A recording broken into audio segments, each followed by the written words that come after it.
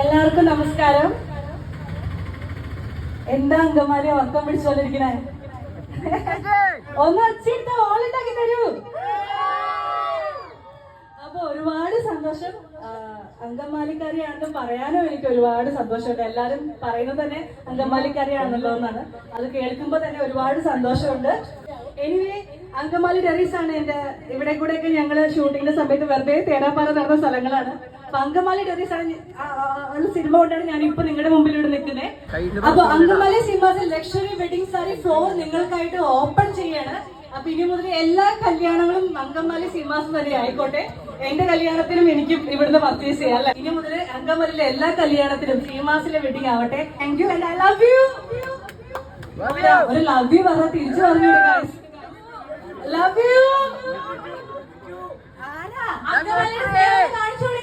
Love you guys.